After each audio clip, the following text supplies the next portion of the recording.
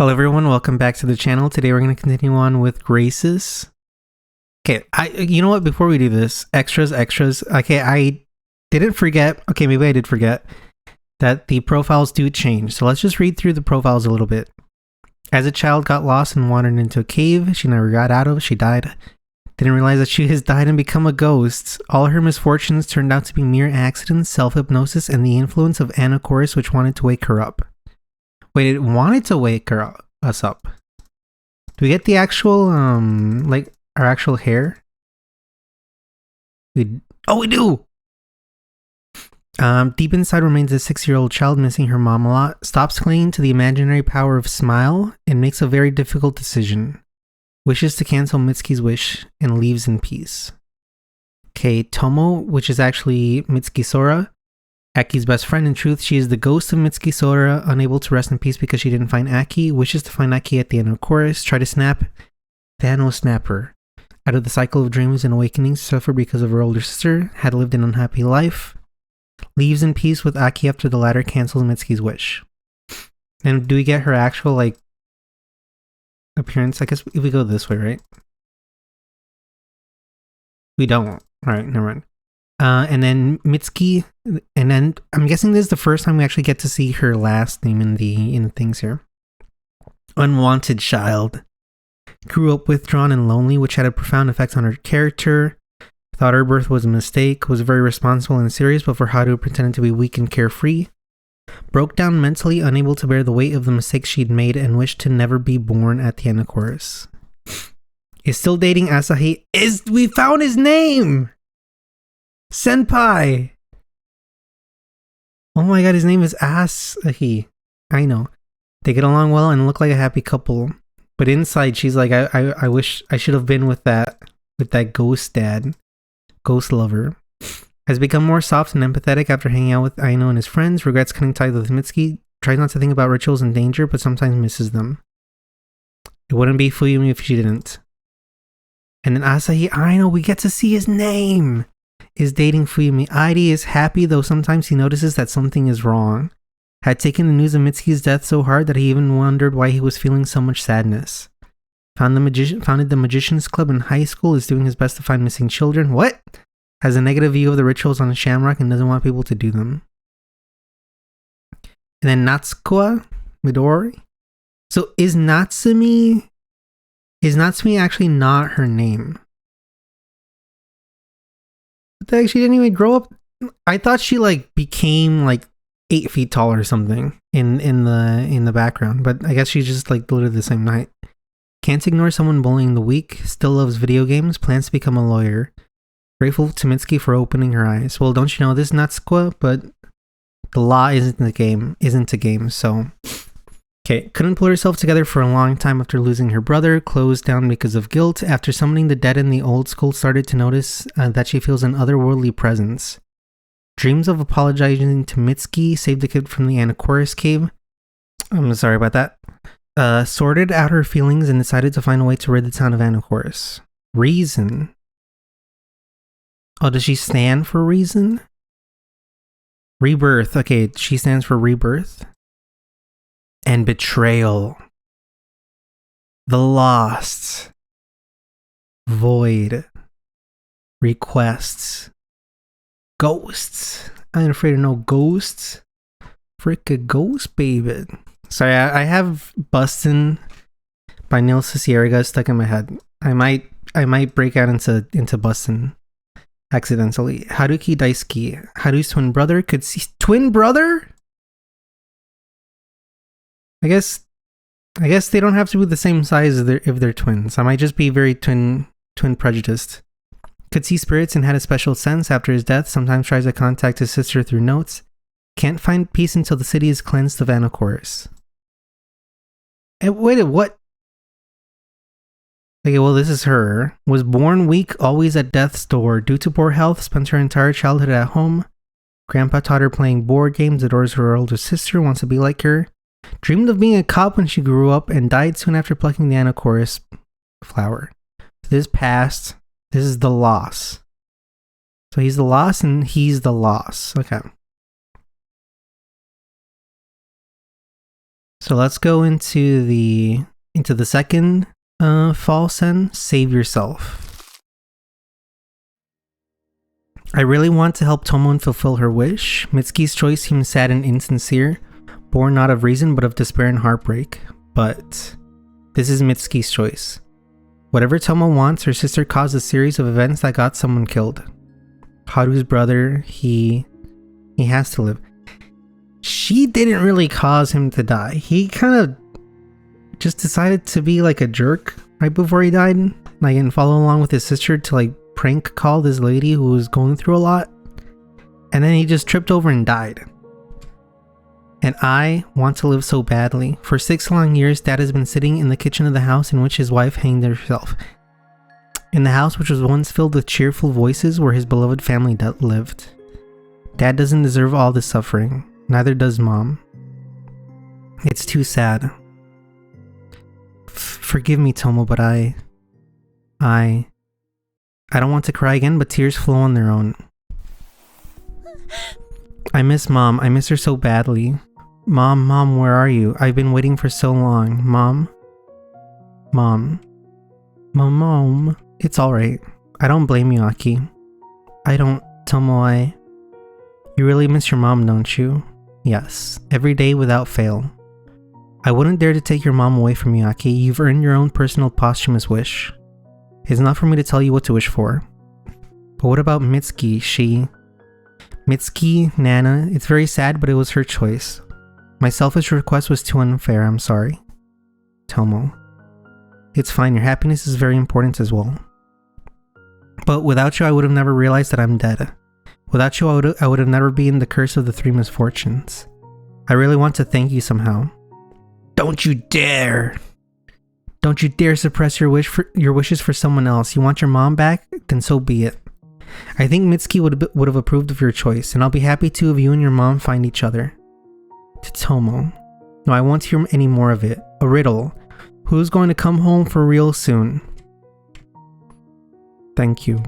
No, thank you for passing on Nana's memories to me. Now I know what kind of person she was. I can rest in peace. Don't be sad. Maybe we'll meet again. Naturally. I squeezed Tomo a little harder, silently saying goodbye. Then I turned to Anna Chorus. Turn to the Anna Chorus? I want to live. I want Mom to find me. So she didn't turn into a plant. It was just a little janky translation, but for a second there I thought she turned into a plant, because we saw Senpai turn into a plant earlier, so it is possible. I don't want to die in that cave. Well, I've made a decision. No idea if it's better or not, but there is only one desire burning in my heart. Holy shit, the CW outro music. Thank you, Tomo. Thank you, Aki. Numerous string petals surge into the air, and of course rejoices once again being able to grant wishes. Is Anacor's bad or is it good? The green swirls intensifies. I can no longer see Tomo, only feel the warmth of her last embrace. Maybe I should have honored her request and cancelled Mitsuki's posthumous wish. Maybe I don't deserve such an amazing friend, but my wish is made. Thorny vines of Anacorus pull me into the blackness. I think it's more like it's a force of nature, of abnormal nature. Oh! That one was a quick ending. Alright. Like I said, I'm gonna watch the full outro at the end.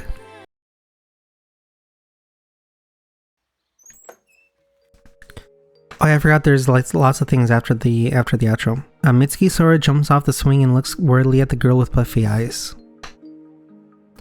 They are peers, but the girl seems younger, smaller, weaker. Sora isn't in great health herself, but the girl named Aki looks really tormented. Yells of Sora's mom come from far away. She's worried about her daughter and calls her back home. Ugh, it would have been better if she took Sora to the Fall Fest. Wait here a bit, Kaka. I'll be right back to help you. Okay. The lost girl resembles a fragile doll, and Sora wants to take her home. It's a pity she can't. Sora often feels like another child should be living at home with her. It's unclear where their feeling comes from, and yet it is haunting and sad. Wait here. Sora runs from the playground and sees her mom calling her for her at the intersection. I know it should be pronounced like soda. Soda? But for some reason it's like hard for me to say that in like the conversation dialogue easily. The girl runs up to her coughing and tries to explain about the lost child on the playground. The words turn into wheezes now and then. Sora feels very hot, her vision gets blurry. Her mom picks her up in her arms and carries her home. Don't leave! There's a girl! Mom, don't! Consciousness is slipping away. Sora ponders in panic whether she'd be able to go looking for Aki and her mom the next day on her own. Sure, the cops would probably find Aki and take her home, but what if they won't? Adults are horribly stupid sometimes. You can say that again. Go searching all by yourself? Sora understands that she never risked going out of home alone. With her last strength, she pulls herself out of the darkness enveloping her and grabs the collar of her mother's dress. Mom, wait. The girl needs help. And the girl can't help it either. Akibara Yume is running away from the playground. She blames herself for stupidity and cowardice. She couldn't even introduce herself to the new friend properly, just mumbled the beginning of her last name. Mitsuki Sora has probably gotten it all wrong. Yume wants to fall through the ground out of shame. So are these different kids that get brought into the cave? She keeps running until she finds herself in a strange, ominous clearing. There is a sound of thunder in the sky above the city. The girl is terribly afraid of lightning, so she decides to hide in the cave as soon as possible. With difficulty, she cuts a fence with bolt cutters. Yume gets through the resulting hole and hurries into the cave. She walks and walks the hunger down farther into the darkness as suddenly the support beneath her feet disappears. The girl falls into the pit, right into the thicket of strange thorns. Thunder rumbles outside. Yume presses her hand against her ears, but the noise doesn't subside. She can't wait to get home to her mom and dad. Why has such misfortune befallen her? Is she to blame? She shouldn't have admired the leaves. Shouldn't have ran away from the playground. Shouldn't have gone into the cave. The darkness inside the pit seems to color the girl's thoughts. I fell into the pit. She doesn't know for how long she's sitting in the pit. She's really hungry and thirsty. She considers chewing on the strange green flower, but doesn't dare to. The hunger is bearable for now. And so Yume waits, and then an incomprehensible noise comes from above. Wait, what? Who the heck is this? Has someone come to the rescue? Or is it a wild animal? They said on TV that there are wild boars in the woods near the cities. 50 wild boars. Yume! Someone's calling her. A familiar dear voice. Yume! Mom! The girl screams at the top of her lungs, but apparently it is not enough. Her mom keeps calling to her from somewhere far away. The realization that her mom is here nearby gives the girl strength. She notices a wooden box among the shadows. Overcoming her weariness, she drags it to the earthen wall and climbs onto it with difficulty. And then she climbs further up, out of the hated pit. There is a light at the end of the black tunnel. Has the girl been in the cave all night? Yume gasps in surprise and rushes out into the sunlight. She wants to scream, but the words freeze at the top of her tongue. Her heart is beating like crazy. Mom!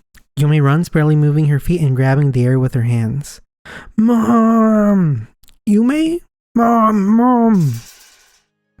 The girl bursts out into the clear fall day, rushes to the mesh fence and coughs. Yume! Yume climbs through the hole in the fence and immediately a strong, warm embrace closes around her. So her real name was Yume. What were you doing there? Oh, Yume!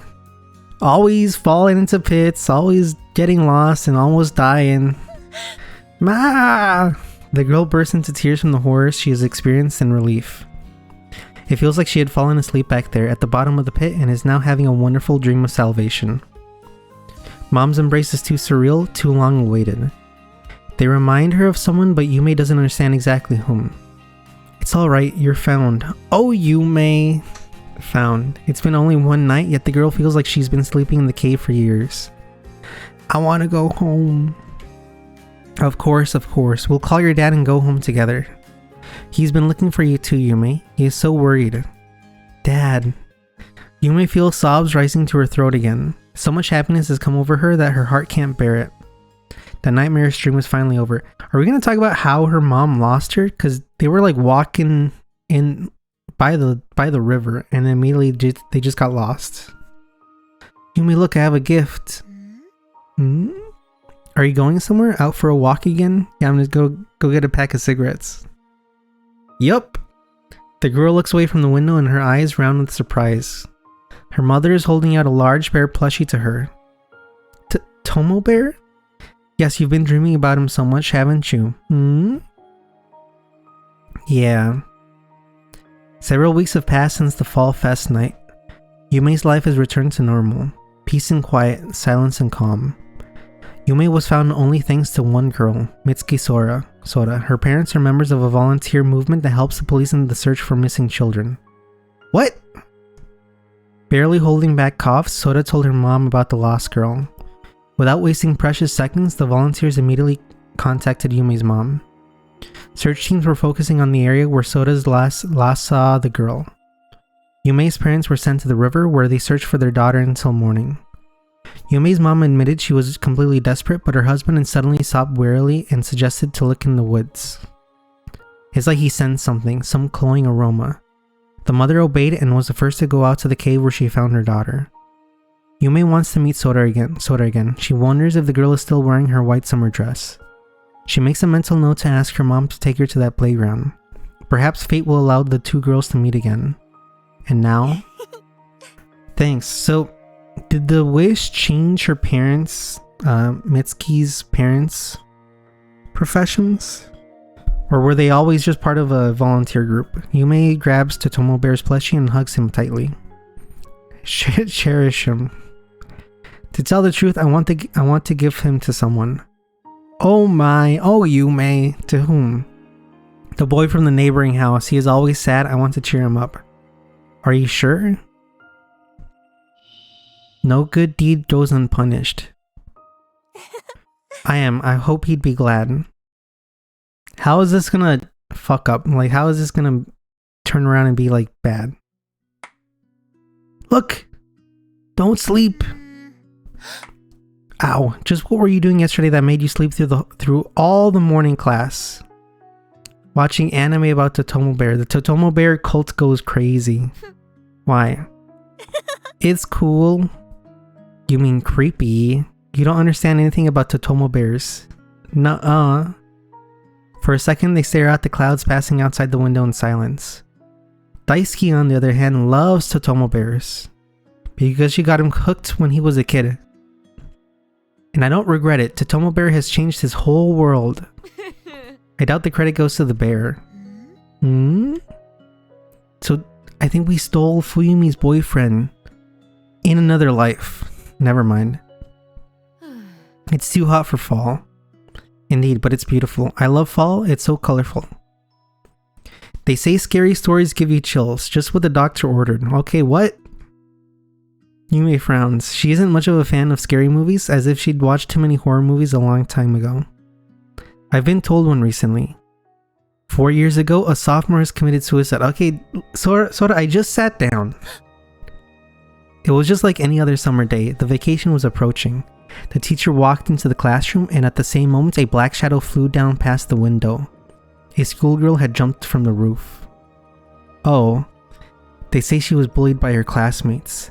It started with trivial requests to serve and bring. Then, having met no resistance, the classmates had increased the pressure. It got to the point of abuse. What about teachers, parents? No one knew anything. The girl didn't tell anyone. I guess she thought no one would believe her. Oh. One day she couldn't take it anymore, so she snuck onto the roof and jumped off. But the story doesn't end there. Sometimes, as you walk down the hallway, you may notice a few flower petals on the floor. It's that girl's ghost wondering if someone's gonna die next. Dies not. No, Natsumi! Natsukua, whatever your name was. So far, students have run into an even number of petals. It said that if you see an odd number, you will die in 3 days. Oh. Not scary? Not quite, more like sad. A pity that no one helped the girl. Why didn't she fight back? Not everyone is strong enough to fight back. This coming from Mitsuki is crazy. I wish someone taught her. That's right, people. You need to bully your friends. You need to bully them to help them become stronger. To be honest, that is how the US military gets people ready for war. So who am I to judge? Soda's face, sorry for the mic. Soda's face freezes for a moment. Sometimes Yume would notice a fog of longing enveloping her friend's eyes, as if she was searching for someone she could only find in the depths of her soul. Someone who doesn't really exist. As much as Yume wants to substitute for this person, she realizes that for Soda, they were the one and only. Such thoughts make her want to cry. So, boo. Did you really get scared from that, Yume? Scared? Cooled down a bit? Yeah, quite. The adrenaline always makes me shiver. They laugh. One way or another, there's no point in being sad. They're living here and now, going to school, watching anime about the Tomo bears, and admiring the fall leaves. Fate has given Yume a rescue from the cave, Daisuke's smile, and the bestest friend ever. Isn't that enough? What about the bestest song ever? So I think I get it now. Natsumi is the word for summer, if I remember correctly. So her real name is Natsuko, but in the game, her code name was Natsumi. More than enough. Sometimes Yume feels like she doesn't deserve all of this, but she chases the bad thoughts away.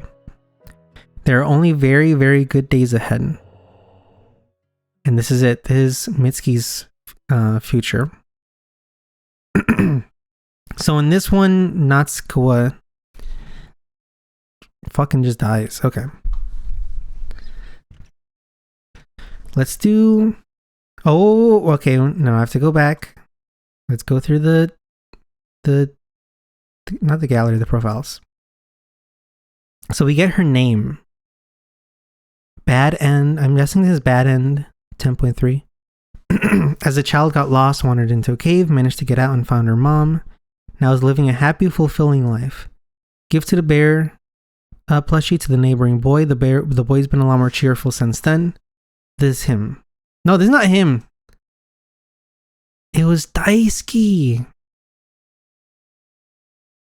She stole Haru's boyfriend. And by boyfriend, I mean brother. Sorry. Aki, Soda, and Daisuke are now best friends. Wants to learn how to sew toys and become a unique Totomo Bears plushie by herself. Oh, and make a unique. Okay.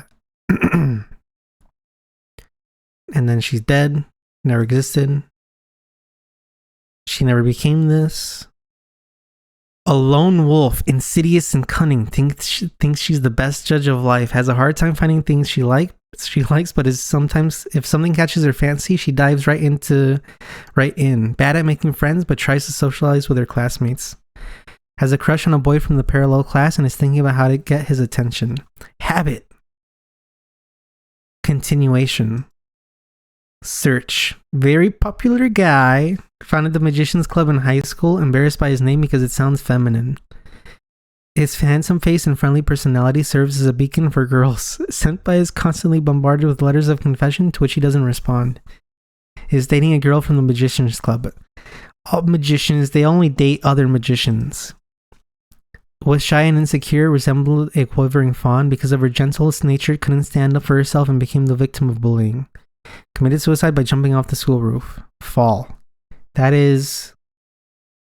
Come on, game. Perky and energetic, easy to get along with, doesn't like studying because she's lazy. Good at sports, prefers to be the center of attention, has a heightened sense of justice, becoming very popular in high school. Captain of the women's soccer team. Do we still get like... Oh, we don't get her grown-up version anymore. Impulse. So this is the only version of her then. Yeah. And then Asahi's the same. And she doesn't get her glasses off because she never confessed to him. And these two are just dead. That's kind of cool that they go through like this whole like the endings actually change. It's like you're in a different parallel universe. That's kind of cool. Heidi's twin brother, like a great athlete like his sister, suffers from short stature. What? Can see spirits, so he's a short king. As a child, befriended the neighboring girl, has been friends with her and Mitsuki Soda ever since. He's a fan of the anime about Totomo Bear. Learn to chase away evil spirits on his own. Can we have a game about this guy's life? He's like in the background, you know, going through bleach or something. Has burned down the clearing with Anacorus, and he's an arsonist. So he's a sorcerer. He's an exorcist. He's an arsonist. He loves anime. Like, this guy's a whole anime MC character. Potential. Mitsuki Sora. Due to poor health, spent her entire childhood at home. Grandpa taught her playing board games. Has grown stronger with age. Now she's living a normal life. Helped to save a girl during Fall Fest. Sometimes felt Anacor's presence. Deemed it to be evil and got happy when the plant suddenly began to wither. Writes scary stories about a girl who wears a golden pendant in her spare time. And then that's her old self. Okay. Daisuke. I wanna see more about Daisuke. Don't make a wish. That's right. It's like the prisoner's dilemma. If you don't make a choice, you are morally superior to anybody who did make a choice. I look around. Anacorus glows like fireflies on a summer night. It's exuding such an intoxicating aroma. It's giving me a slight headache. The flowers have been waiting a long time for one indecisive girl to make a wish. Excuse me. Their petals tremble slightly with impatience even without the wind. They are nudging, prodding, begging. You? The flowers bow their heavy heads and stretch out in my direction, listening. Suddenly, I feel scared. It feels like I'm being forced to utter the fateful words, that the entire infinitely long journey is only for the Anacorus to fulfill its destiny. The rustling of Anacorus condemns the prolonged pause. I won't make a wish. A powerful gust of wind sweeps across the sky, across the clearing, raising many petals to the sky. Anacorus sways from side to side in disapproval. You won't? Why? I don't get it. Not choosing anything is also a choice. It is, but... Tomo looks confused. She's nervously running a disheveled curl through her fingers. I don't think there should be a flower born from death. The living are the ones who need wishes, not the dead. For the dead, everything is over. Okay, damn, Aki, calm down. Mitsuki is wrong. If she wanted to change something, she should have tried it in life. People have only one life. You can't give it up so easily, hoping that someone magical will solve all the problems. And even if someone will, someone else might lose something because of it. It's wrong and sad. Aki, I didn't know you were actually Socrates. I don't like Anacorus, so I won't make a wish. But then the turn of Mitsuki's wish will never come. Her desperate request won't be granted just like you wanted. Mitsuki will be remembered. For better or worse, I don't know. Her actions, both good and bad, will continue to affect the world. Does it work like that? Like if you don't make a wish, the Anacorus queue just can't continue on? Thank you, thank you. Maybe my wish would have helped Dad, gotten my mom back, reunited the family. Maybe we would have been living together again, having a fun and carefree life. Maybe. I want to believe that Dad will find enough strength inside of him. I thought I was about to say Dad will find someone new, because he is my dad, strong and kind. I'm stupid. I don't know what's worse or better than the situation, but I certainly don't like posthumous wishes. I pluck one of the outraged flowers. Fear not, you're not alone. I will remain here with you in this clearing. Remain here? What do you mean? How else? Anacorus holds on to me, doesn't let go, waits for me to make a wish. I can't get out while its vines are pulling me back. But I'm not going to make a wish, so I'll keep it company until one of us disappears. Aki. Don't worry, I'm not sad. On the contrary, I'm glad that no one else will be able to make a posthumous wish. If they're like Mitsuki's, sad and scary, it's better that they're not granted. Is that why when you wish upon a star, it doesn't come true? Because some jerk just decided to not wish on a star, and then like that's gummed up the queue ever since. Really makes you think. Also, a coffee break. Even if someone wishes for something good, I don't know. Mitsuki thought that her wish was good, that she's fixing mistakes and saving mangled lives, and you disagree with her. It's too difficult. But I've made the decision, and I won't back down. Wishes for the living, future for the living. It's selfish, right? Probably. But I think that's what's best. The cycle will break. We stay silent. Anacorus calms down and freezes, resigning to its fate. Does time even exist for these flowers? Perhaps it's easier for them to wait for my will to waver. What if several centuries later I decide to make my posthumous wish after all? 100 years is a lot. Can I really do it? Someone's warm hand squeezes mine. You're your worst enemy, Aki. Why? You'll have to learn everything about chess. Because she's staying with us. And not just chess. Ooh, I can't wait to see how you're gonna clutch at your head. I don't get it. See, we haven't even started and you already don't understand. I Twitch. Aki, subscribe to her channel at twitch.com/AkiSoda. Struggling to realize the meaning of Tomo's words. We. Naturally. But you don't have to stay. Nothing's holding you here. Ha. Tomo sighs so heavily that Anna chorus rustles again. What do you mean nothing? What about you? Huh? Me? We came here together, we died together, and we'll leave together. But I won't hear it. You've made your decision, I made mine. I stare at Tomo in horror. Why is she doing this? Why would she doom herself for eternity? Cease panic and gloomy thoughts. It's not your fault, Aki. I'm doing this out of guilt or pity. I want to stay, you see? I don't at all, but I don't risk arguing with such a determined Tomo. Then stay silent and listen. A riddle. When does one mean more than many? Oh yeah, this one. Now? I understand. Thank you. What? Tell us the answer. I don't understand these riddles. We get down on the grass, our backs touching, and cover our eyes. Anna chorus encircles us as if protecting us from an unknown enemy. The aroma wafting through the air no longer seems cloying, more like sweet and sour. I think that's worse. Don't worry, I know a lot more riddles. A whole lot. You won't get bored. Ah, scary. I'd better take a nap. Aren't you sick of it? How can one get sick of sleep? Sleepyhead. That's me. Then I'll wait for a bit. Let's get some rest. We've been through a lot. Agreed, it's important to rest. And then chess. Definitely. I'm being pulled into oblivion. For the first time in years, I don't feel like I'm falling into a huge hole. I know that I'll get some rest, and upon awakening, I'll be the same Aki, the Aki who chose not to choose anything. Fears and anxieties recede because I know that the decision has been made, that I won't have to worry about anything anymore. I wish I had done this sooner and not agonized over the doubts and uncertainties of the future. It will be great to wake up and play chess with Tomo. It would be great if Dad finds the strength to overcome grief. Who knows, maybe my ghost hovering in the house kept him from moving on. It would be great if 3 Graces will grow up and become adults ready to come to the aid of confused children. It would be great if Mitsuki finds happiness in the next life. Yeah, great. I let go of my thoughts, allowing them to take the most amazing forms. For the first time in years, I'm sure I'm going to have pleasant dreams.